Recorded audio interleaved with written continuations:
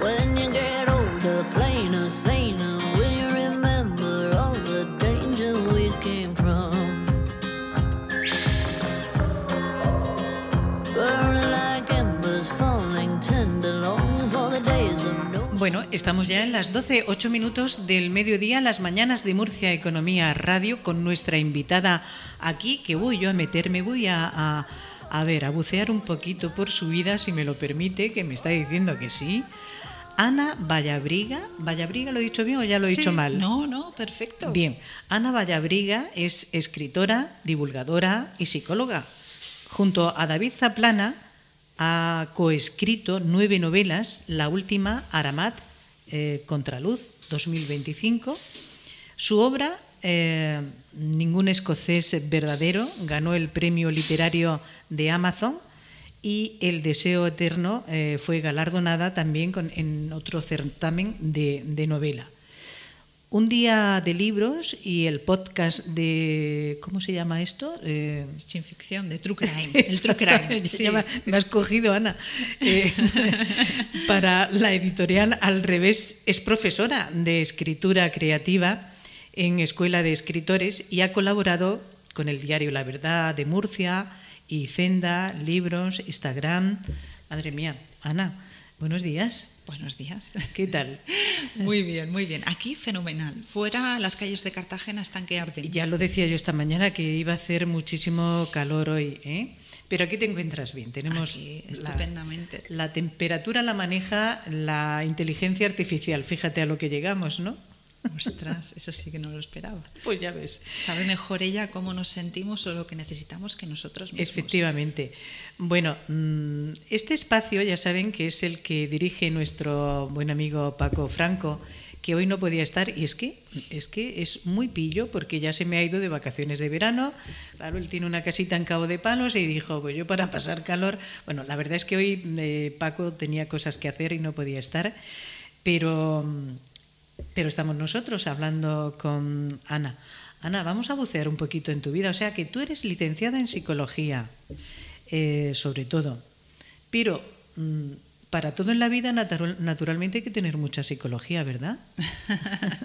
Bueno, la psicología, si no la aprendes de manera en las aulas, al final aprendes, la vida te la enseña, no te queda otro remedio.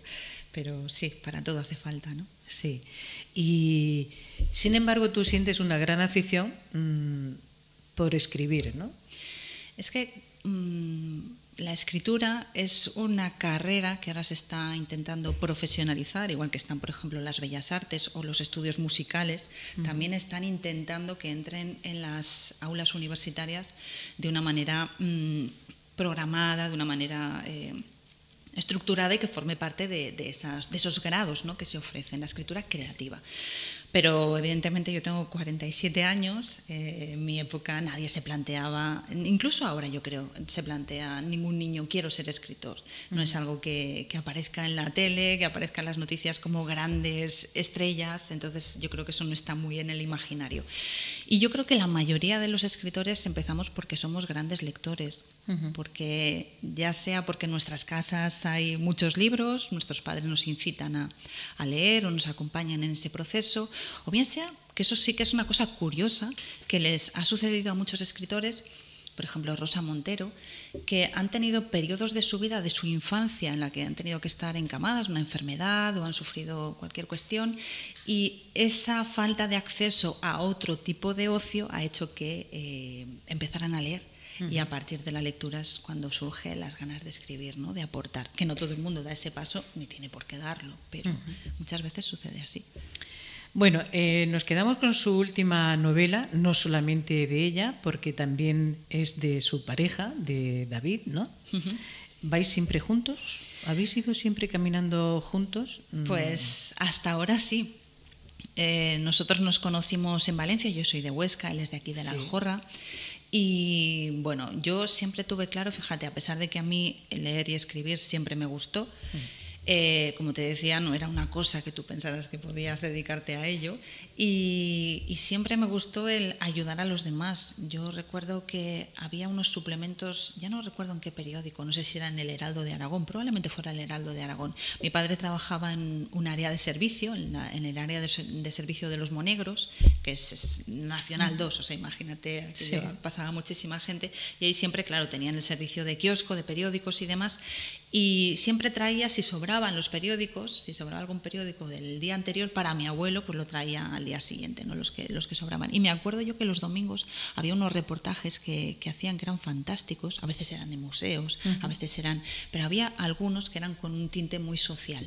Y me acuerdo que había uno que salía en Brasil, y salía toda la problemática que había de los niños que vivían en las calles. Yo recuerdo que yo tendría a lo mejor ir en octavo, cuando estaba todavía la EGB, tendría 13 años, aproximadamente 14. ¿Qué recuerdos de la EGB, no? De la EGB, quien dice, con tantos planes de estudio que hemos Fíjate. ido sufriendo. Sí, sí. Ese duró bastante, los otros han durado poco, pero este duró bastante. Pero ese fue muy bueno, esa etapa fue muy buena.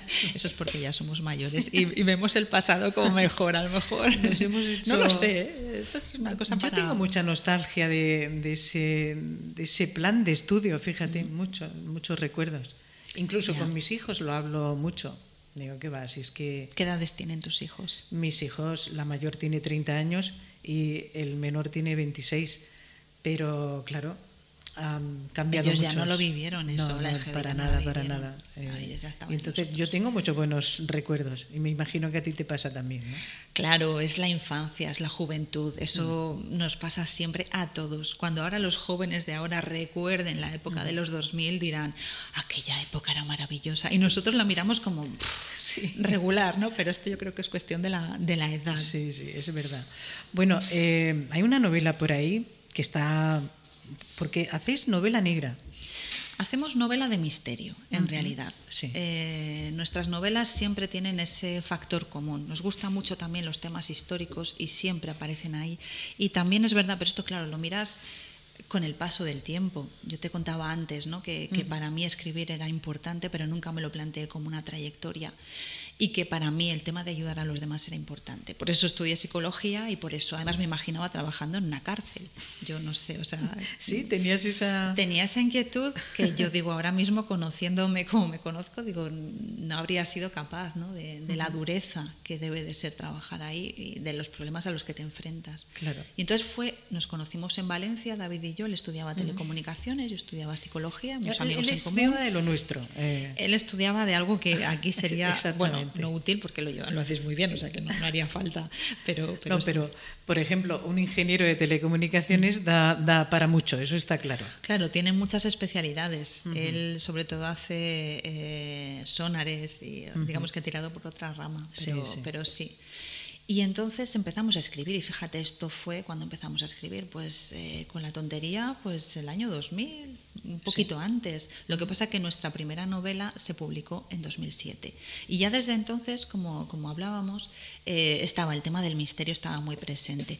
El tema de la novela negra, de lo que sería más novela negra, llegó después, porque es verdad que cuando empiezas a escribir muchas veces escribes de lo que has leído, algo que te gusta, pero conoces poco los géneros. Hay gente que es muy espabilada y que Claro. tiene muy claro lo que hace y lo que tiene que hacer, pero bueno, nosotros no éramos de ese grupo, éramos de ir probando, ir tanteando.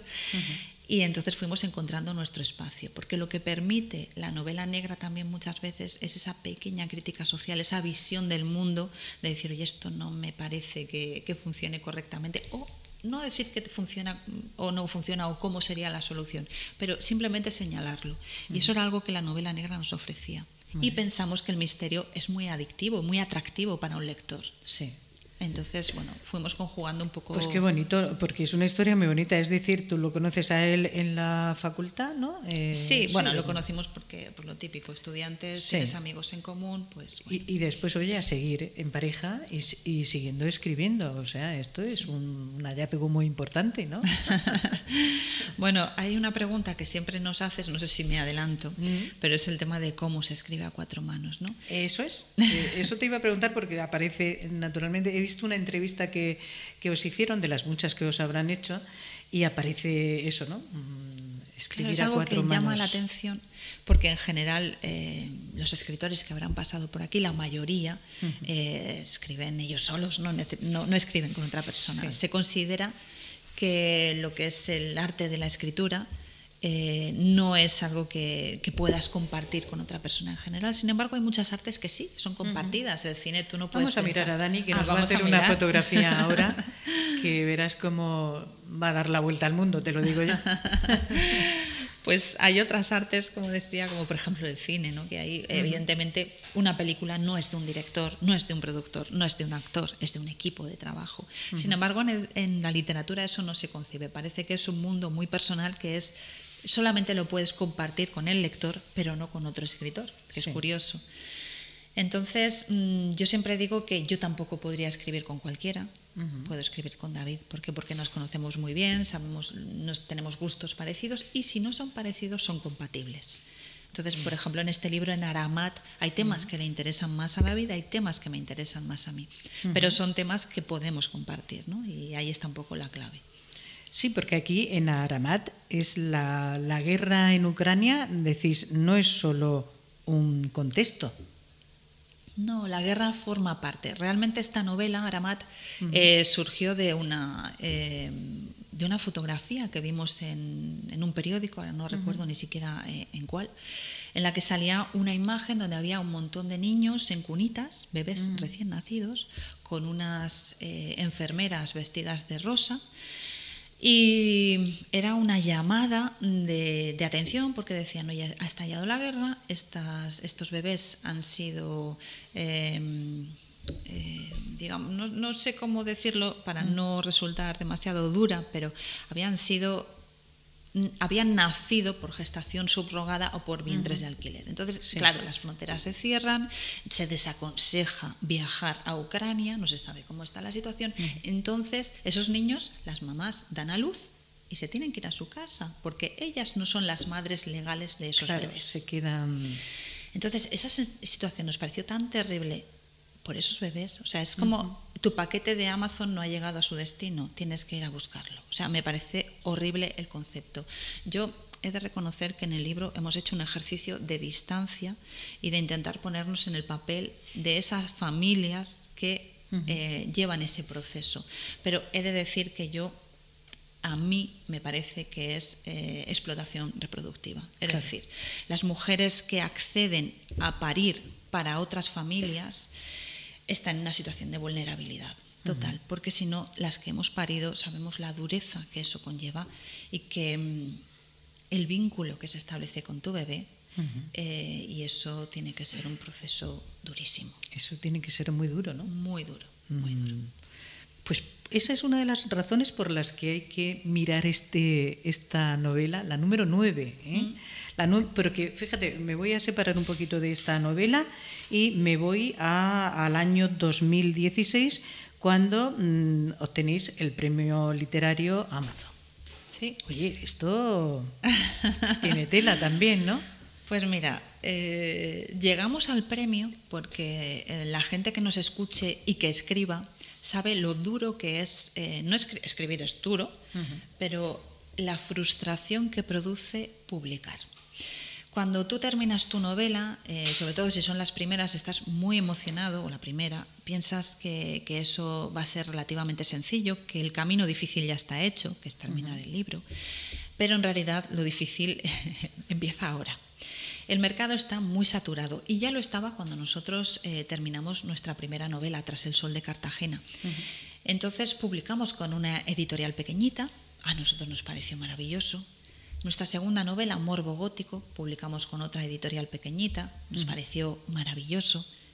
Pero cuando de repente ves que tus libros no llegan a las librerías, porque es imposible, porque pensemos que, por ejemplo, en España hay 3.000 puntos de venta directos, es decir, librerías, y 3.000 puntos de venta indirectos o no especializados, como podría ser el Carrefour, como podría ser el kiosco de una estación, o como podría ser ese tipo de lugares.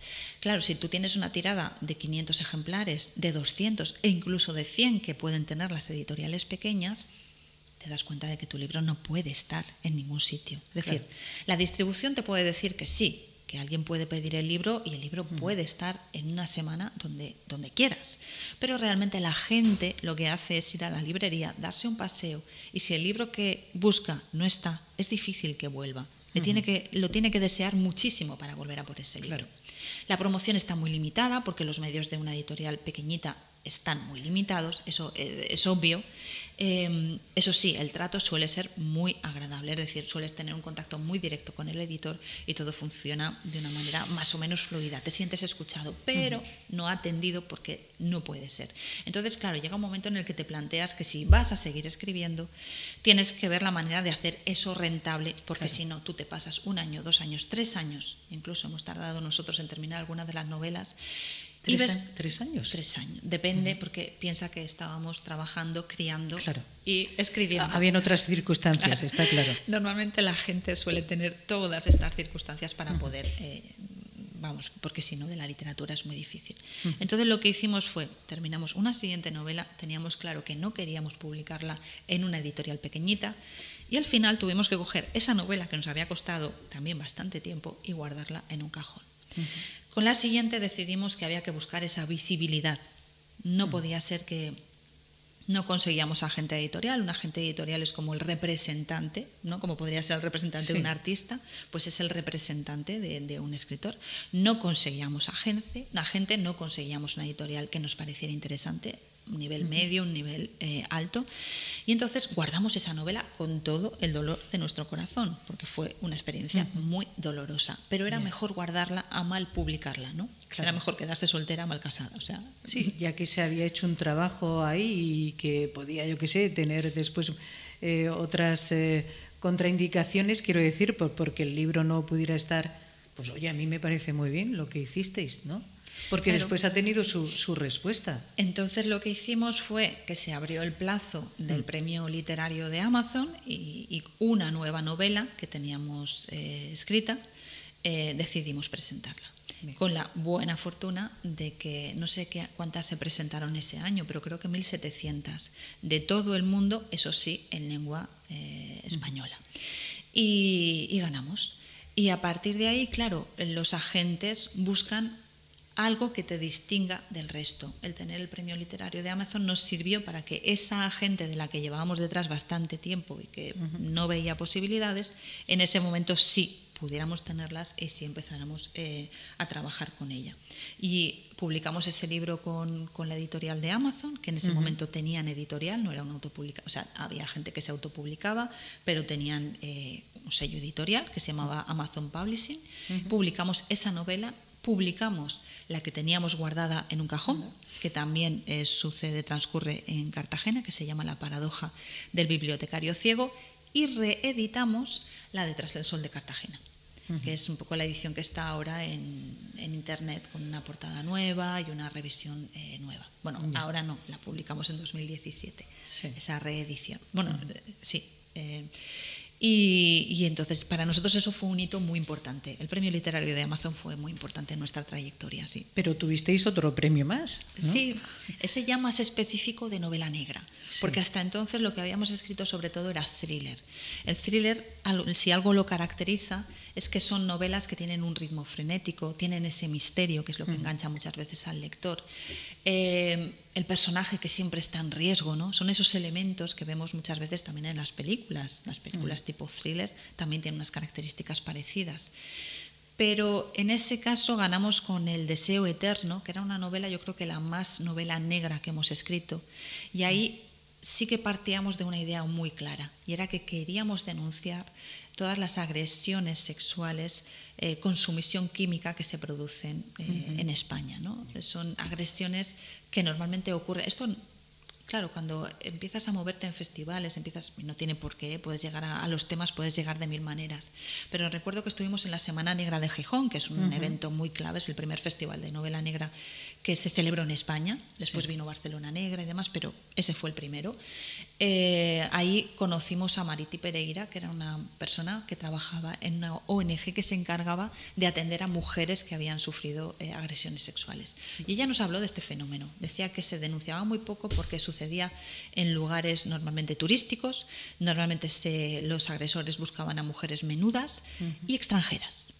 Ese era un poco el perfil más deseado porque no manejaban bien el idioma, estaban muy desorientadas y tampoco podían explicar bien qué es lo que había sucedido.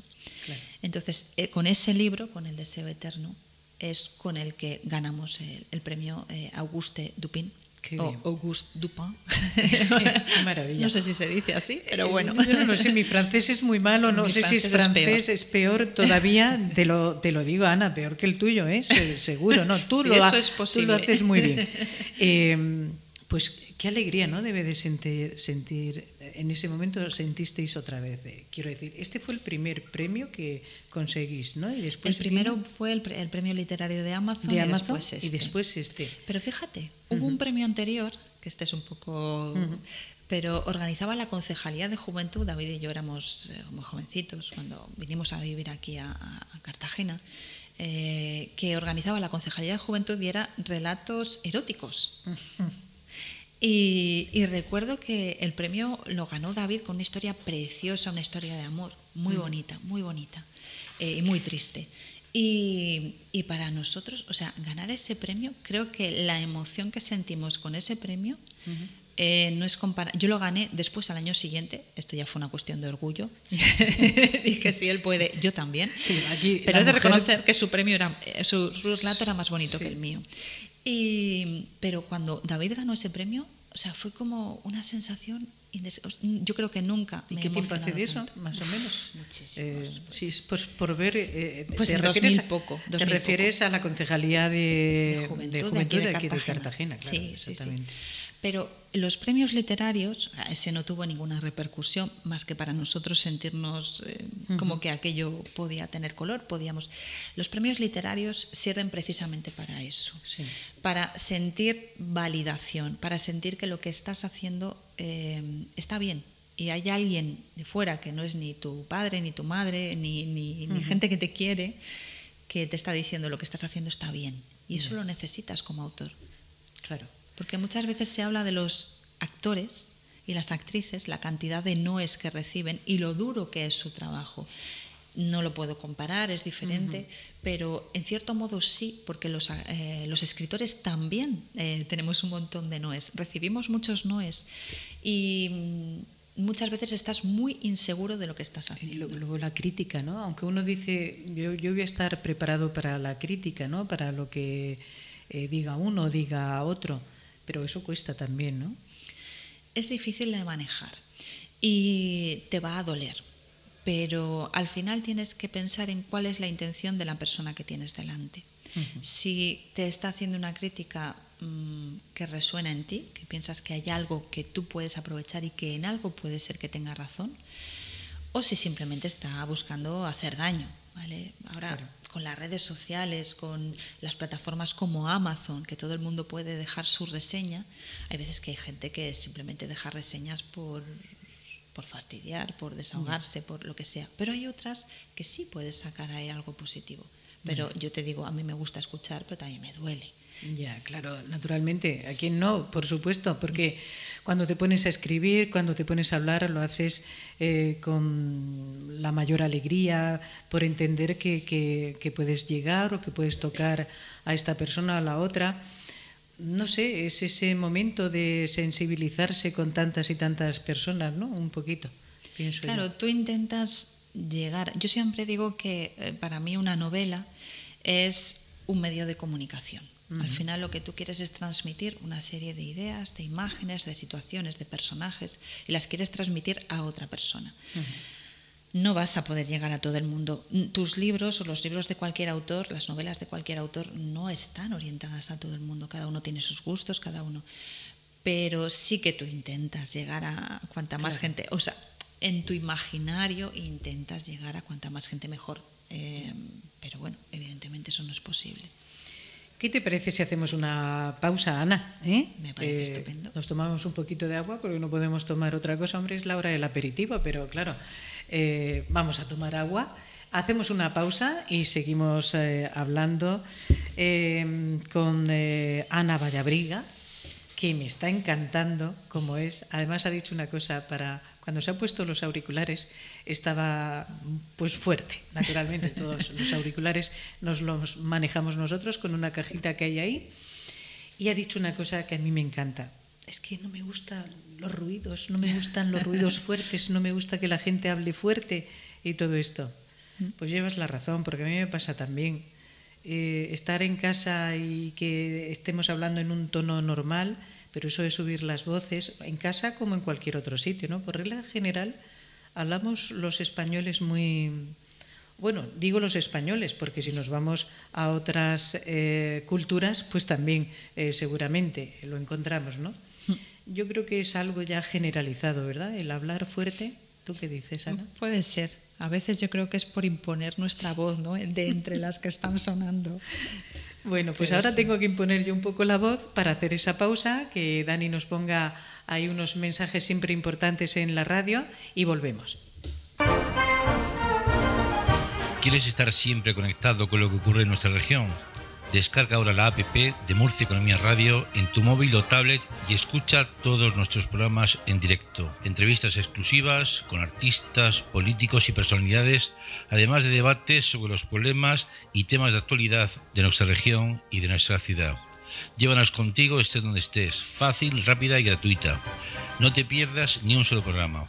Disponible en todos los dispositivos móviles. Murcia Economía Radio, la voz de nuestra región, en directo en tu dispositivo.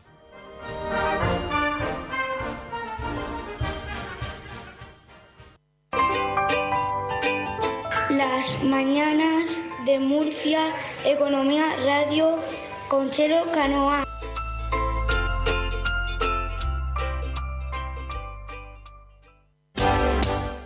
Las mañanas de Murcia Economía Radio.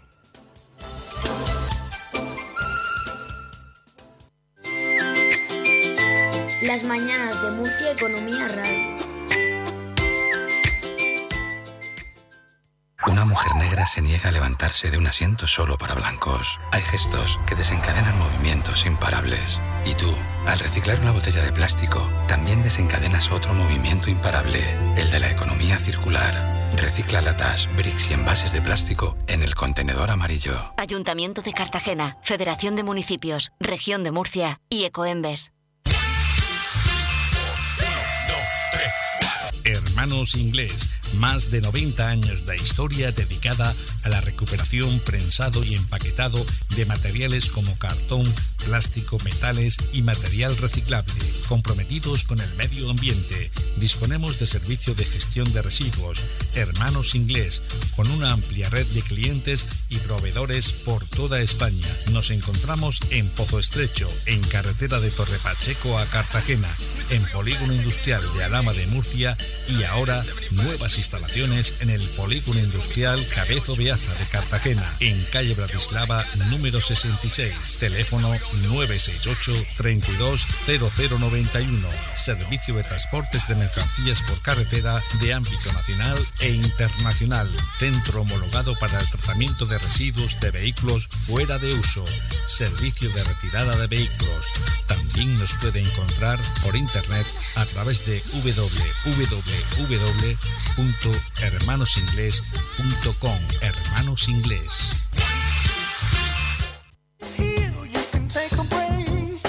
Mercado de Santa Florentina te espera con los mejores productos, frescos, calidad insuperable y los precios más competitivos. Ven y disfruta de la mejor experiencia de compra en el corazón de la ciudad.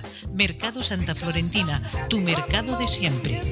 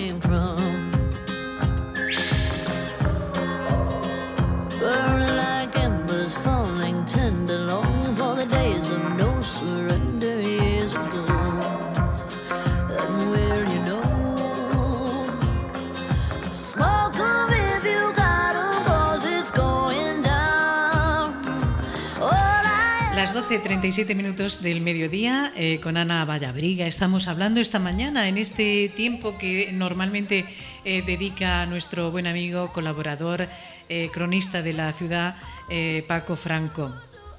Paco Franco es muy buen amigo tuyo, Ana. Sí, bueno, nos conocemos hace mucho tiempo, sí.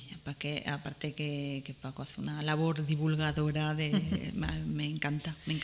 Me dijo, yo no voy a estar, pero verás cómo es Ana, verás. Y es verdad, no se ha equivocado en nada. Ana y David Zaplana, que es su marido, su pareja, que no puede estar aquí, y que tienen 2 hijos. Estábamos hablando ahora a micrófono cerrado.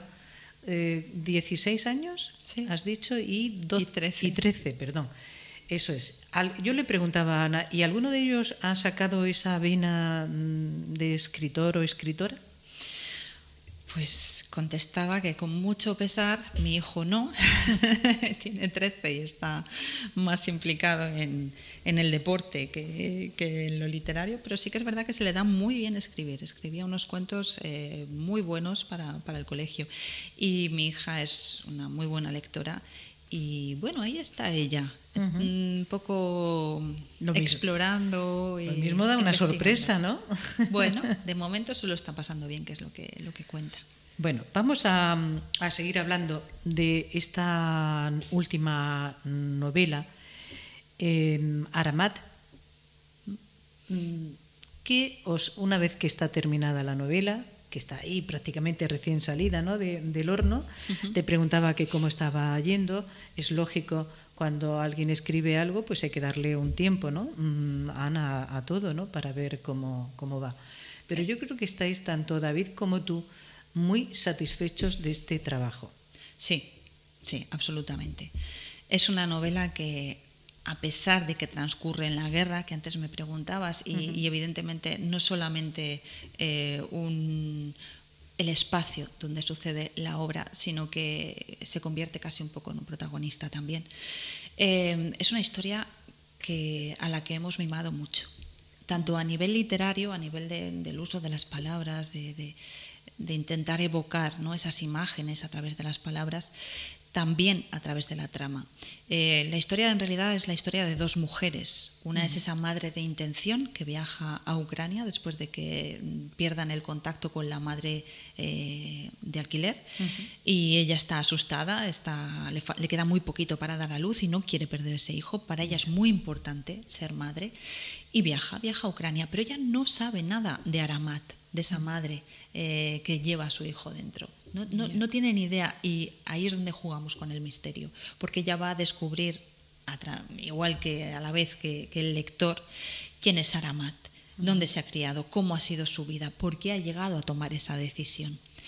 Y todo esto, bueno, en un viaje un poco de acción, un poco épico, porque Tamara, que es la madre de intención, pues va recorriendo toda Ucrania, o gran parte de Ucrania, incluso salta el frente. O sea que es una historia que mezcla la parte de aventura, el ambiente de guerra, y la historia de misterio y de 2 mujeres muy fuertes, cada una a su manera, pero las 2 muy fuertes, y al final eso es lo que nos interesaba. Normalmente la guerra es un ambiente que se ha utilizado, una excusa que se ha utilizado para contar historias muy masculinas, siempre de la acción, del héroe, pero nos gustaba la idea de que una historia de guerra estuviera protagonizada por 2 mujeres.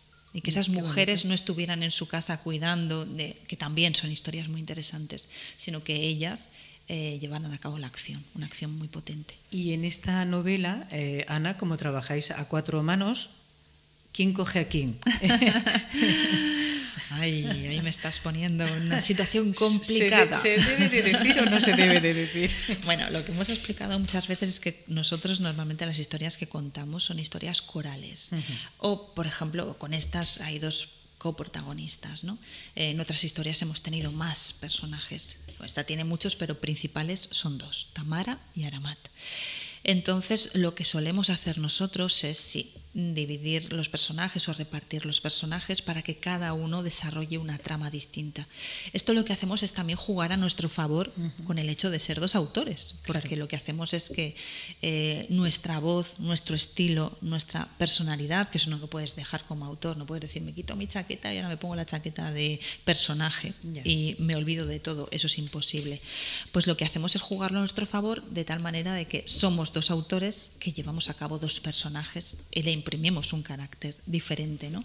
Es verdad que luego lo revisamos todo muchísimo porque hay una cosa que a mí, yo sé que a la gente le encanta hacerlo, pero yo como autora, a mí es el jugar a ver quién ha escrito qué. Eso nos lo dicen muchas veces. Sí. Normalmente nos dicen que no han sabido decir qué hacía quién. Bueno, está bien eso porque quienes os han seguido desde un principio pues pueden saber perfectamente, pues esto lo ha tenido que escribir Ana o esto lo ha escrito David. Yo te diría que no. Yo te diría que quizás quien nos conozca a nosotros personalmente va a saber cuál de los personajes o quién de los personajes tiene más parte de uno o de otro, porque es lo que te decía, tú no te quitas tu chaqueta de persona y te pones la chaqueta de escritor y te metes en el personaje. Es imposible. Las cosas que a ti te gustan, los detalles en los que tú te fijas en tu vida diaria, están también ahí en los libros. Es imposible. Qué bueno. Ya decía yo que es que se me iba a pasar el tiempo a mí con Ana volando. Pero, ¿qué esperáis de Aramat? Yo creo que lo que espera cualquier escritor, ¿no? Como te decía, para mí es un medio de comunicación, es llegar a cuantas más personas, a cuantos más lectores. Y comentabas antes que me has preguntado, ¿no?, que cómo iban las ventas, cómo iba todo, y hablábamos, es el escritor, yo siempre lo digo, mi padre era agricultor, además de trabajar en el área de servicio, y los escritores somos como los agricultores de la literatura, somos los que menos cobramos y los que menos control tenemos muchas veces sobre todo el proceso de venta. Es verdad que una vez termina tu trabajo, que es terminar ese libro y acompañarlo, no termina una vez que lo has escrito, sino que tienes que acompañar al libro. No existe a veces esa idea de que cuando hay una editorial que se hace cargo de tu libro, tú ya te puedes desentender de la promoción y que serán ellos quienes lleven la fuerza. Pero no es verdad, tú tienes que acompañar a tu libro, tú tienes que vender tu libro, ¿vale? De alguna manera. Pues normalmente los datos los sueles tener al año siguiente. ¿Por qué? Porque el mundo del libro también funciona de una manera muy especial, y es que los libros se suelen dejar en depósito en las librerías. Es decir, los libreros no pagan por esos libros, solamente pagan por ellos una vez que se han vendido. Entonces muchas veces tienen muchos libros que ni siquiera sacan de las cajas, pero están distribuidos. O libros que tienen ahí un tiempo, no pasa nada, y luego los recogen y los envían a la editorial pasados. Ahora no estoy segura, no sé si son 2 meses. Luego ya sí tienen que pagarlos si quieren quedárselos.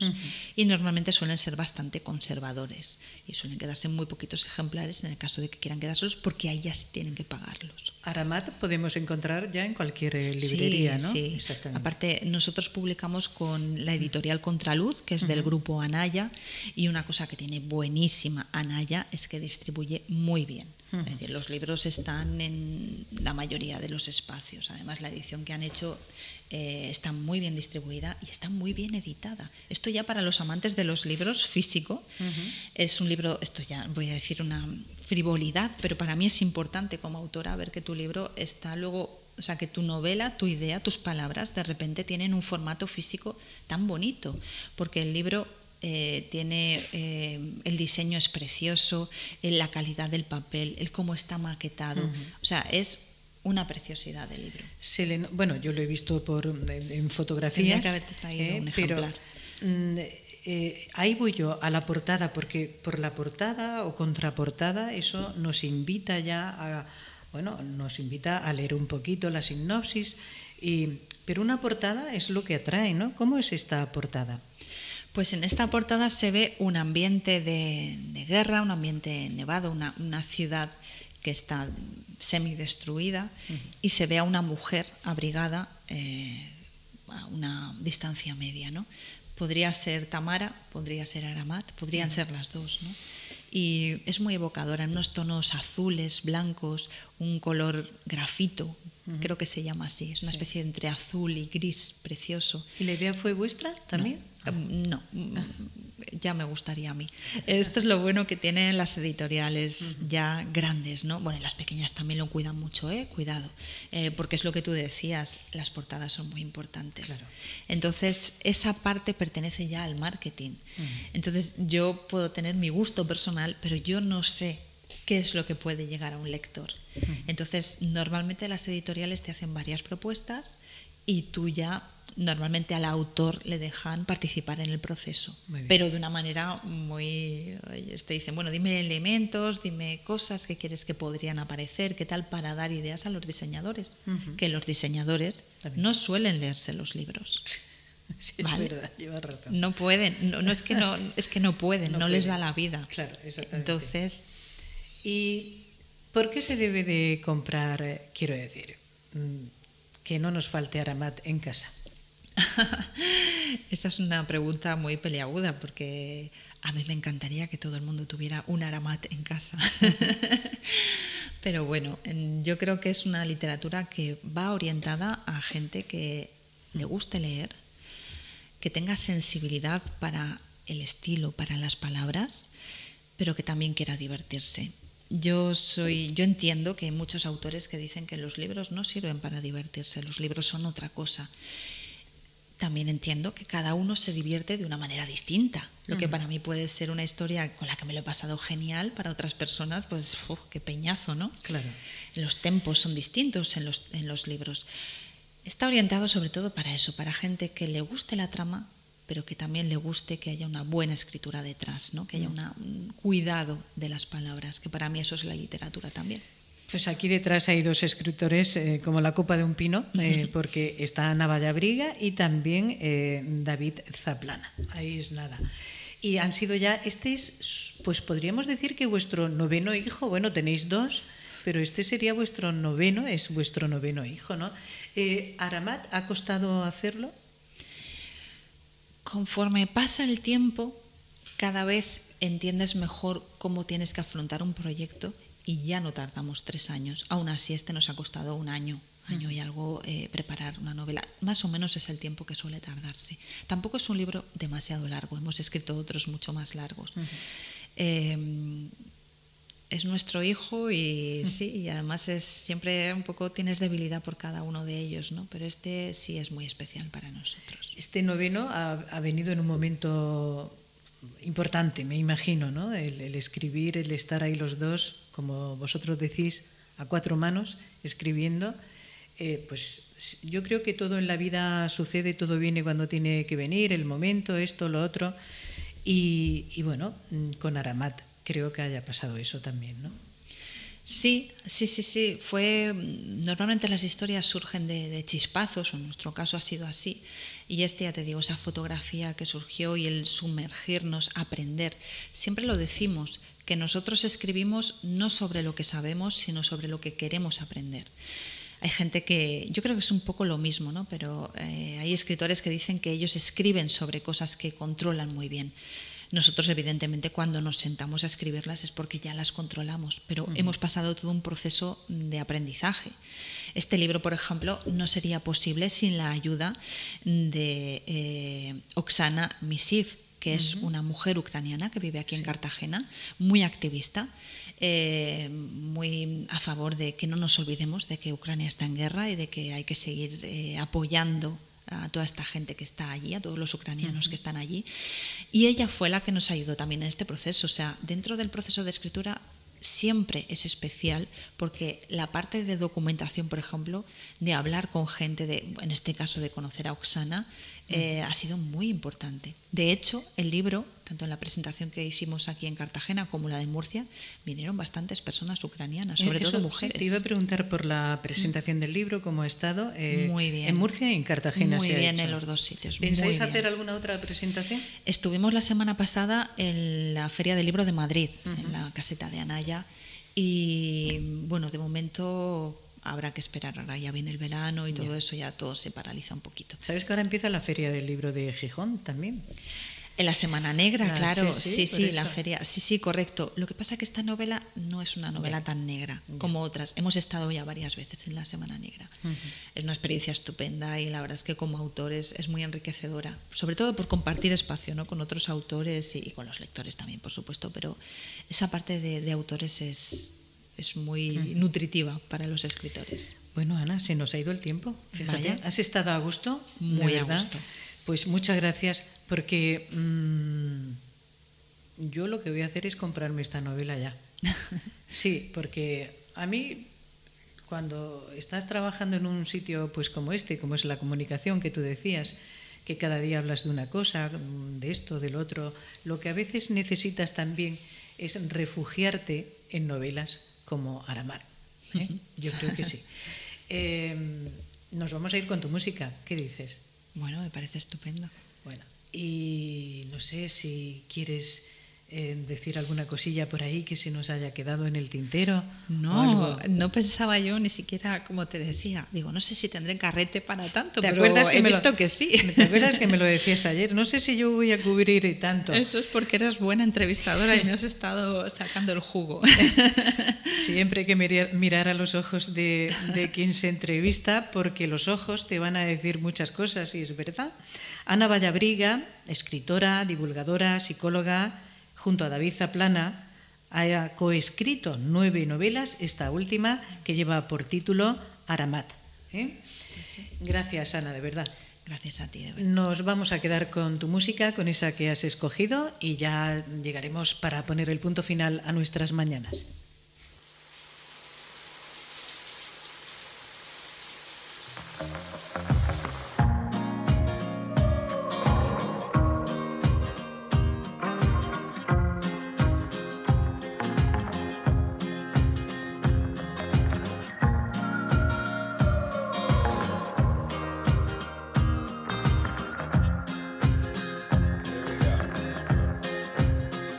When you get older, plainer, saner, will you remember all the danger we came from?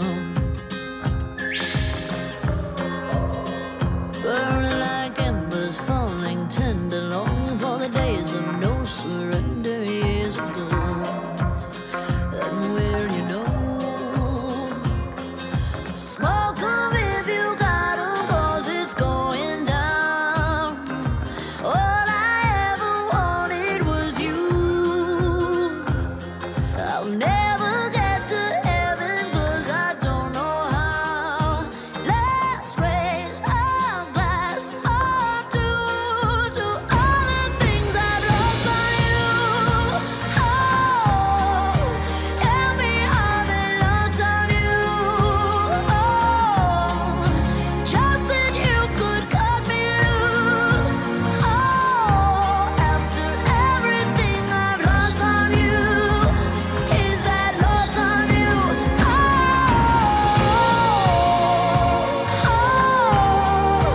Oh, is that lost on you?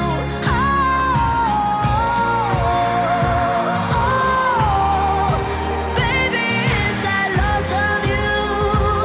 Is that lost on you?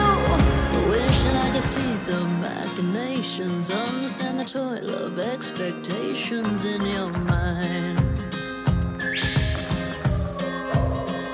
Hold me like you never lost your patience. Tell me that you love me more than hate me all the time. And you're still mine. So smoke 'em if you got 'em, 'cause it's going down. All I ever wanted was you. Let's take a drink of heaven, this can turn around. Let's raise our glass to all the things I've